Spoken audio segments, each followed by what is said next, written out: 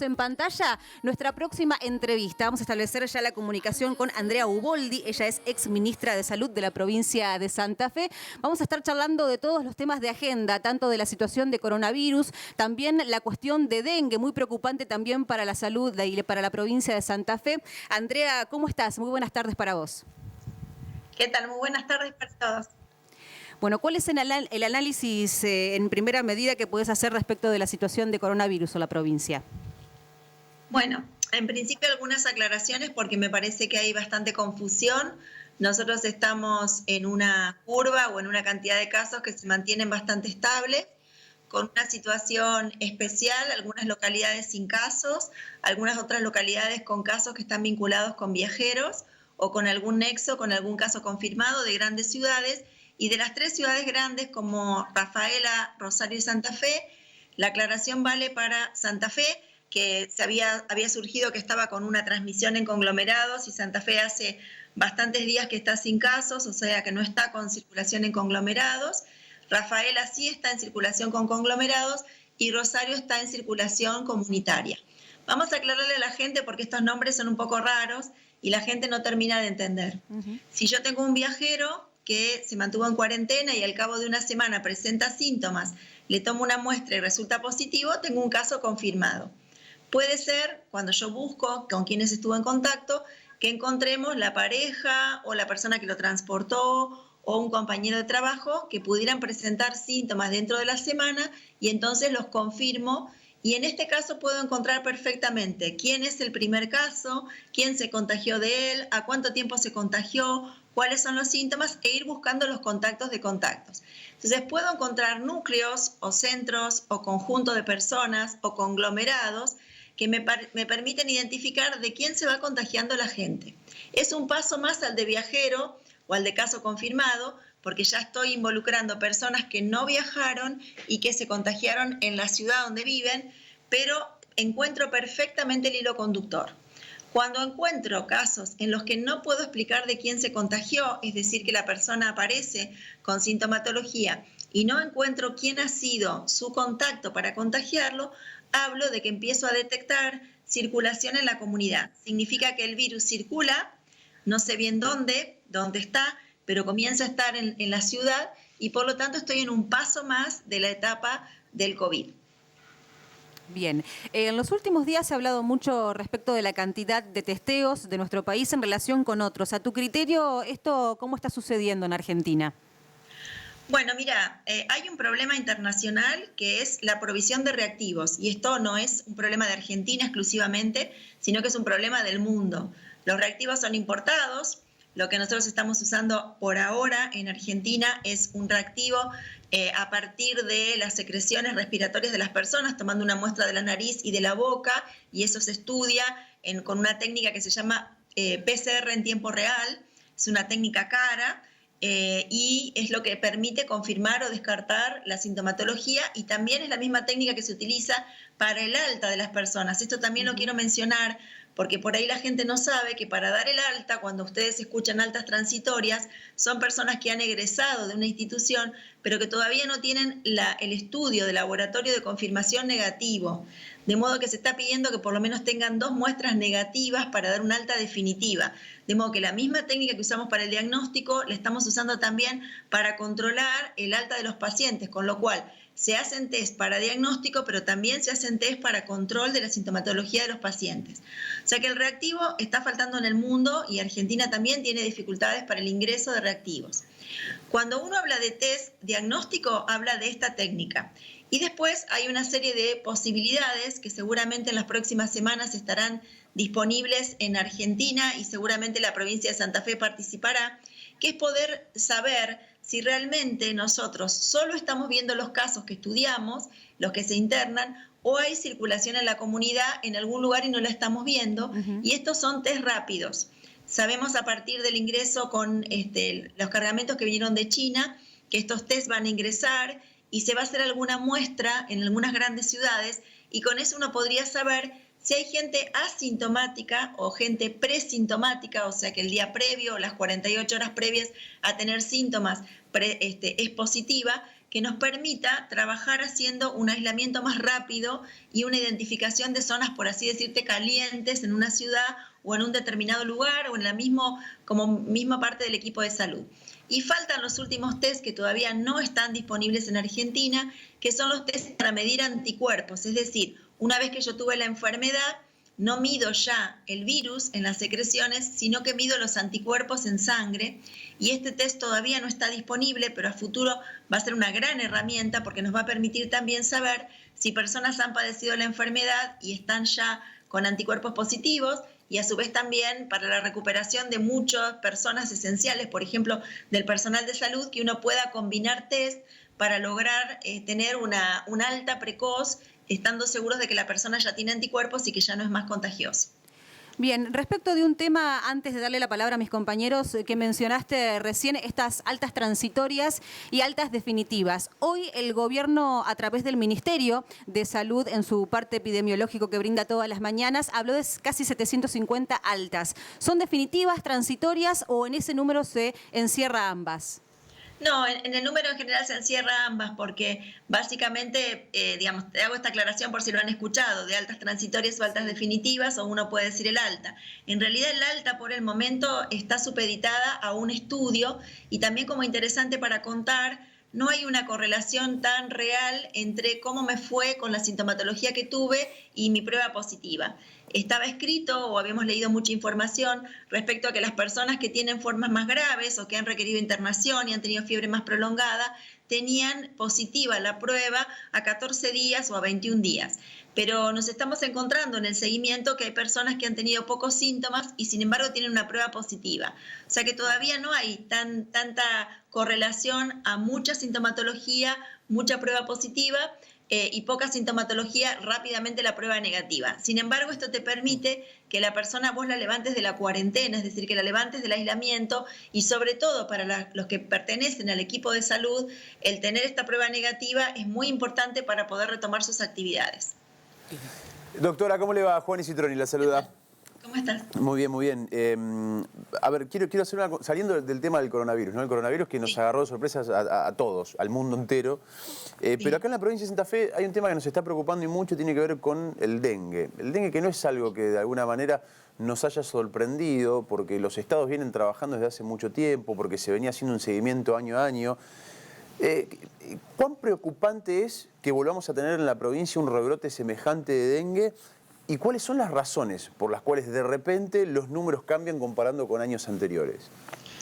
Bueno, en principio yo dejé la gestión en diciembre y desde diciembre ya advertimos que iba a ser un verano muy complejo para Argentina con respecto a dengue, no solo para la provincia de Santa Fe, para todo el país, porque la situación epidemiológica de los países limítrofes, de Brasil, de Paraguay, eran muy complejas. Recuerden que también Paraguay, ahora ya se nos desdibujaron las noticias, pero Paraguay tuvo una situación muy grave con respecto a dengue. Tan grave fue que fue uno de los primeros países que hizo un cierre masivo de todas las actividades porque el sistema de salud de Paraguay estaba colapsado por dengue antes que empezara COVID. Entonces sabíamos que esto iba a ocurrir. Las alertas son siempre las mismas. Hay que recordar que hay que trabajar con la comunidad en el descacharrado, hay que hacer fuertes mensajes de comunicación, hay que trabajar con el equipo de salud para el diagnóstico y también para las acciones de bloqueo.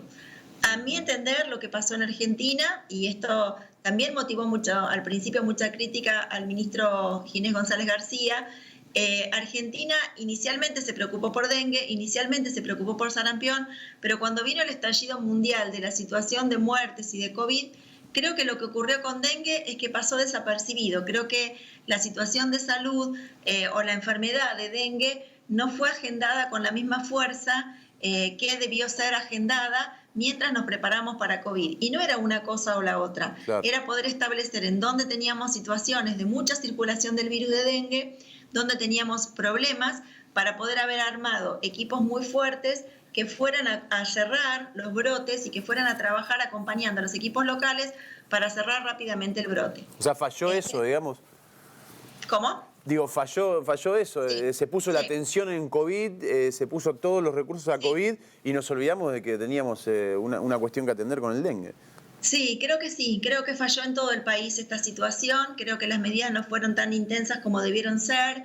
estamos trabajando, y por lo pronto yo, como estoy en una comisión de comunicación, digamos de asesoría a la gestión, he manifestado esto. Es vital que nosotros identifiquemos qué lugares tienen situaciones complejas en nuestra provincia. El Departamento General Obligados está muy complicado con dengue, incluso con dengue en trabajadores de la salud.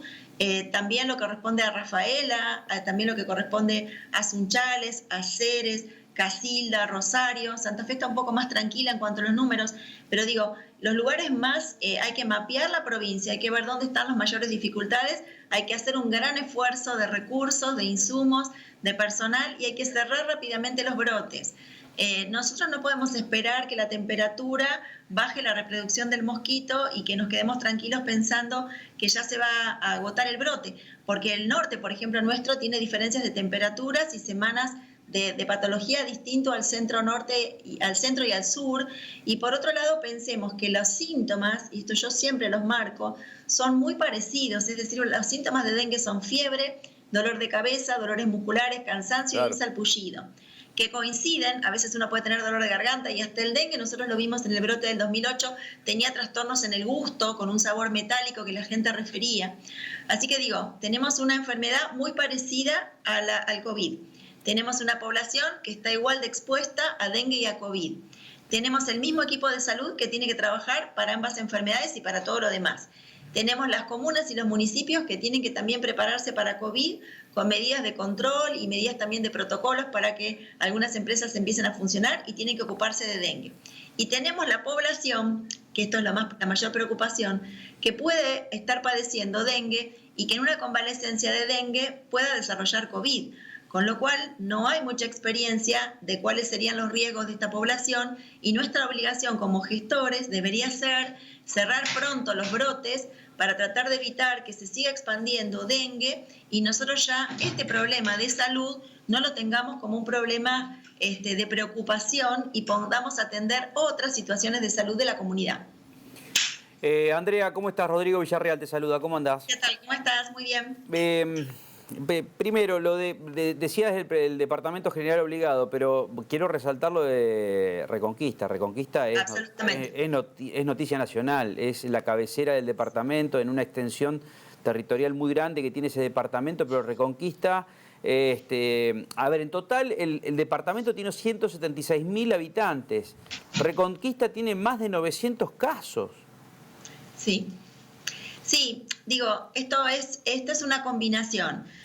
Hay una acción que corresponde a cada uno de los ciudadanos de mantener su casa limpia. Hay una acción de los ciudadanos de consultar a tiempo para que los evaluemos. Hay una acción del sistema de salud que es identificar a las personas con estos síntomas, sacarles un laboratorio, categorizarlos por riesgo y atenderlos adecuadamente y hacer un seguimiento. Y hay una acción conjunta desde salud y desde el municipio que corresponde a la acción de bloqueo.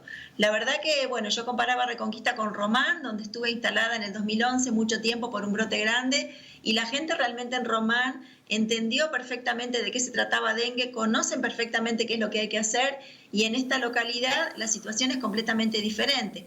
Con la misma Avellaneda, disculpa, Andrea, también trabajamos pero mucho. Te pregunto, entonces digo, la verdad que lo que hay que hacer, hay que hacerlo. Hay que trabajar en conjunto, y así como estamos diciendo que es importante unirnos todos para COVID, también es muy importante que para dengue, y porque básicamente no es solo una enfermedad de la pobreza, esto lo quiero marcar. Nosotros tenemos en la ciudad de Rosario áreas céntricas y personas de clase media con dengue que no pensaron que podían tener dengue. Digo, se estigmatizó mucho que es enfermedad de la pobreza, pero es una enfermedad del trópico, digamos, tropicalizada, y por el cambio climático. Entonces cualquiera de nosotros puede tenerla, cualquiera de nosotros debe tener una atención adecuada, y donde hay brote hay que trabajar más fuertemente. Andrea, ¿hace cuánto tiempo que no existía fallecimientos por dengue? Nosotros en la provincia de Santa Fe no tuvimos nunca ningún fallecido desde que yo estuve en la gestión. Desde el 2008 al 2019 no tuvimos ningún fallecido por dengue. Esto también es una muestra de que quizá estamos llegando tarde con algunas personas, quizá la cuarentena también les impone que la gente no consulte, así que en principio hay 2 fallecidos confirmados, uno de Santa Fe y uno de Rosario por dengue, y hay unos 5 más en estudio de la provincia de Santa Fe. Así que también esto marca la necesidad de ocuparnos del tema. Y por último, ¿cuántos, en el mapa territorial de la provincia de Santa Fe, creo que primero está General Obligado, y luego qué departamento? Está General Obligado, después está Castellanos, después creo que está Rosario. Lo que pasa que también está por número de casos, no por densidad de población. Por ahí Rosario puede tener 300 casos, pero para el volumen de población que tiene no hace impacto. El mayor impacto está cuando vos tenés muchos casos reportados y por otro lado cuando esos casos están reportados en cantidad y lo aplicás sobre la cantidad de población que vive y ahí te das cuenta de esto. Y por otro lado siempre yo manifiesto lo mismo, que lo mismo nos va a pasar con COVID. Uno tiene casos confirmados de dengue a los que les ha podido hacer laboratorio. Casos confirmados por nexo, aquellas personas que viven con un caso y uno por los síntomas y por dónde viven dice, estoy casi seguro que tiene dengue. Hay un grupo de gente que no va a consultar a pesar de que tenga síntomas y que seguramente tuvo dengue. Y hay un grupo de gente que no tiene síntomas. O sea que sin duda lo que uno está viendo, como está pasando ahora en COVID, no es el reflejo de la realidad. Hay más gente enferma, hay más gente que está afectada y que a veces no consulta o que a veces consulta y nosotros desde el sistema de salud no pensamos en que pueda tener dengue. Y el otro tema también es que con este problema de internacional con COVID también hay dificultades para los insumos para dengue y en el caso de uno de los estudios que se hace con dengue comparten el mismo equipo de laboratorio porque se hace una PCR en tiempo real como para el COVID, para dengue. Entonces también la crisis internacional y la situación de COVID ha complicado también la vigilancia y el seguimiento de los pacientes con dengue. Lo último, cortito, perdóname, porque hoy hablábamos al principio, con respecto a los profesionales de la salud, que es una de las tasas más importantes con respecto a nivel nacional. El 14%, de los infectados son de personal de salud con respecto al COVID. Me llama la atención lo que está sucediendo con un grupo de la salud privada de Rosario, que tiene 3 nosocomios privados y una enfermera trabajaba para los 3. Pero sobre todo el factor, la persona de riesgo es mayor de 65 años. Esa persona, esa enfermera salió del Sanatorio Parque y fue a un geriátrico a brindar servicios. Es de alta peligrosidad eso. Sí, en principio también todos estamos preocupados por el tema de personal de salud. El punto número 1, ¿hay dificultades con la provisión de los equipos de protección personal? La respuesta es sí, lo hay. Hay dificultades para que los insumos estén. Hay mucha dificultad con 2 variedades de barbijo, con el barbijo quirúrgico y con el barbijo N95, y también con las telas de los camisolines que deberían ser impermeables y que es difícil que sean impermeables. Entonces, la primera respuesta es, en las grandes ciudades de Argentina que comenzaron a tener casos de COVID, fue difícil conseguir los insumos para el equipo de protección personal. Lo segundo, para que se comprenda, hay parte de nuestro equipo de salud que está entrenado en vestirse. Sobre todo están muy entrenados en vestirse las áreas de anestesia, de terapia intensiva, de cirugía, las instrumentadoras, el personal de laboratorio. Pero el resto del personal de salud no está entrenado en cómo vestirse. Por lo tanto, hay que entrenarse en cómo vestirse y hay que entrenarse en cómo desvestirse. Esto es muy importante porque si no uno atiende pacientes y si no toma los recaudos de cómo desvestirse, puede generar también contaminación. Y el punto más dificultoso, pero que también lo quiero mencionar porque nosotros como parte del equipo de salud muchas veces lo naturalizamos, nosotros nos vestimos, nos preparamos para atender a los pacientes, pero no recordamos que esta es una enfermedad de transmisión entre humanos, de modo que el tiempo cuando descansamos, el tiempo cuando vamos a compartir un espacio juntos, los espacios que tenemos para el descanso son pequeños, en general reducidos, y no nos mantenemos a 1 metro o más de distancia. Muchos de nosotros tenemos multiempleo o poliempleo, por lo tanto, como vos mencionabas, trabajo en un sanatorio privado y después trabajo en un geriátrico, o trabajo en un sistema de emergencias, trabajo como terapista, hago consultorio privado. Entonces, nadie de nosotros puede decir que estamos sanos, más con esta evidencia de que el presintomático o el asintomático puede contagiar. Entonces, mucha de la transmisión que yo estoy viendo del personal de salud es transmisión horizontal, entre pares, lo que significa que no me dio un paciente entre este contagio y por lo tanto hay que revisar que nosotros tenemos que seguir manteniéndonos con las medidas de protección personal, aun cuando estamos sin pacientes entre pares, porque si no, puede ser que alguno de nosotros no sepa que tiene la infección y la desarrolle en 24 horas. Y por otro lado, por una responsabilidad también de equipo. Si yo no me mantengo cubierto y no me mantengo protegido, cuando alguien aparece como positivo, es lo que están ustedes viendo por los medios de comunicación, 25 van a distanciamiento, 15 van a autoaislamiento. Entonces digo, esto también genera un déficit en el sistema de salud que ya está lastimado por mucha gente que fue licenciada por pertenecer a categoría de riesgo, y entonces el recurso humano más calificado que tenés, que es el que quedó, que tiene menos factores de riesgo, es el que tenés que enviar durante 14 días a cuarentena. Bien. Andrea, la última de mi parte, y desde ya agradecerle por estos minutos. ¿Hasta cuándo deberíamos esperar casos de dengue, no solamente en la provincia de Santa Fe, sino también en el resto del territorio nacional, teniendo en cuenta que ya estamos a 20 de abril, pero tenemos casi 31 grados hasta ahora? Depende de las temperaturas, vos lo marcaste, va a depender de la temperatura y de las lluvias. Si empezamos a tener lluvias y las temperaturas se mantienen cálidas, no tenemos cómo frenar la velocidad o lo acelerado de la reproducción de los mosquitos y vamos a seguir teniendo casos. Y por supuesto, esta es la condición que depende de lo climatológico. La condición también depende de la intervención que nosotros hagamos. Si somos lo fuertemente capaces de pensar que es muy importante hacer intervenciones voluminosas, de corte, con revisitas semanales, con acciones de bloqueo intensas y bien desarrolladas, es probable que podamos bajar la cantidad de casos, sobre todo en los lugares del centro y del sur. El norte, digo, si las temperaturas siguen altas, es complejo, y digo, nuestra ciudad de Reconquista, recordemos que está muy cerca de Chaco, y Chaco tiene una situación de circulación comunitaria de COVID muy compleja, y el vínculo con Chaco para Reconquista es muy fuerte, y no sirve controlar un camión, no sirve controlar o limpiar las ruedas del camión. El virus va a circular en las personas que son parientes, vecinos, amigos o que trabajan en un lado y cruzan a otra provincia para vivir. Así que este es el gran desafío que tenemos que hacer, sobre todo para el norte. Andrea, muchas gracias por este contacto. Hasta luego. No, muchísimas gracias a ustedes. Un saludo enorme.